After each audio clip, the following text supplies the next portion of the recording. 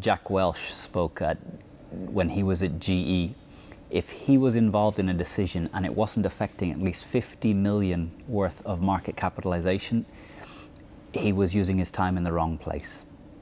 So as a leader, maybe you're not the CEO of General Electric, but if you're taking decisions that aren't affecting a significant portion of the revenues of the future of your business and are stuck down in all the little details, I think you're burning up your willpower on the little details. And as the book says, don't sweat the small stuff.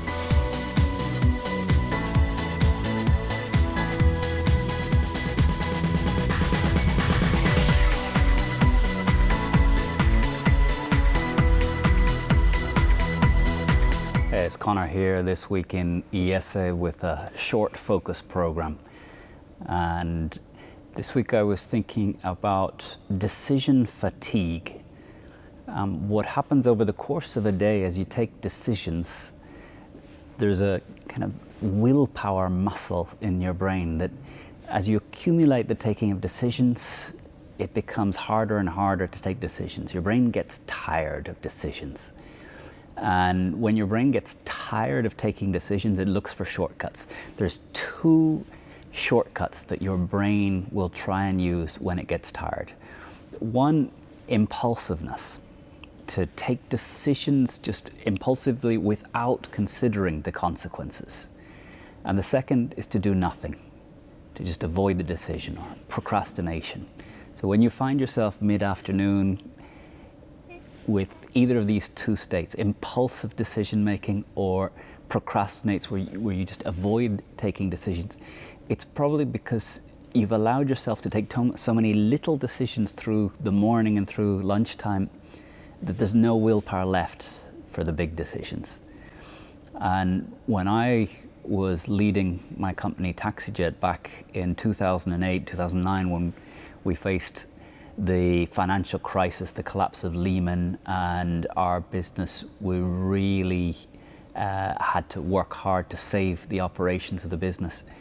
I remember I just hit the limits of decision making in a day, and one of the things I did just for survival in the company was decide to limit where and when I would take decisions related to the business.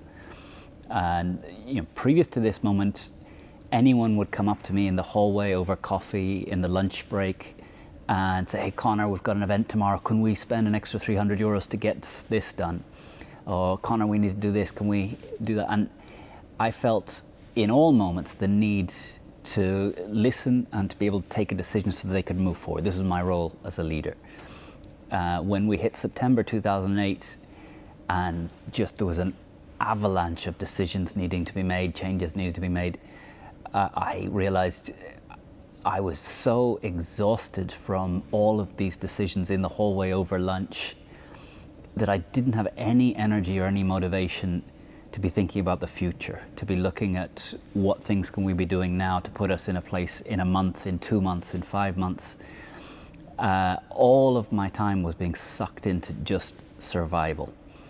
And I said to people, actually, those decisions on budget approval, I'll take on a Friday between 9 and 12.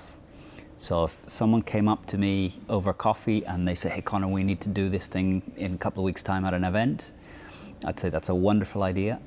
Come see me on Friday and we can make the decision then."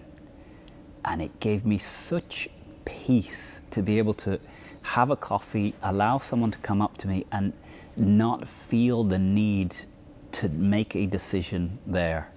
And it really gave me the energy during that time to start to be able to have time to focus on our customers, on our future customers, on projects that weren't urgent but were necessary so that there was a viable business 6 months from now.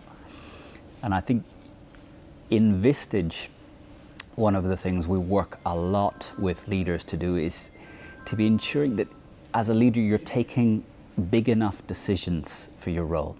Because if you're taking every €1, $1 decision, when it comes to a €10,000 decision or a €100,000 decision or a €10 million $100 decision, you're not learning to distinguish this. And one of the things we work hard with leaders is to have different approaches when it's a $10 decision, when it's a $100 decision, when it's a $10,000 decision, or when it's a multi-million-dollar decision.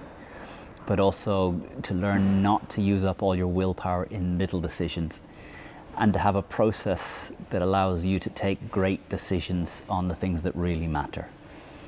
So this is Conor reflecting on decision making, and if you think the course of our lives really depends on the quality of the decisions and the implementation of those decisions we make today.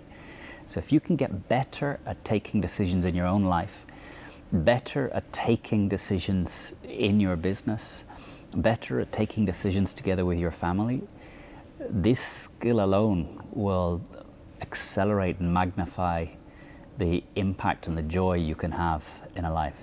So this week is just a reflection on stop and think how you approach decision making. Do you take all decisions with the same process? In which case you're probably burning up your decision willpower in all the small ones and not saving your decision willpower for the really big decisions that can really change the trajectory of your life. Jack Welch spoke when he was at GE. If he was involved in a decision and it wasn't affecting at least 50 million worth of market capitalization, he was using his time in the wrong place. So as a leader, maybe you're not the CEO of General Electric, but if you're taking decisions that aren't affecting a significant portion of the revenues of the future of your business and are stuck down in all the little details, I think you're burning up your willpower on the little details. And as the book says, don't sweat the small stuff. Have a great week. This is Conor here in Barcelona. The sun has just come out after a couple of days of torrential rain. Great to have your subscribe, your comments, your shares. We're starting to head up towards the 100,000 subscriber mark. So thank you for your help in making this happen on this channel and with this community. Have a great week.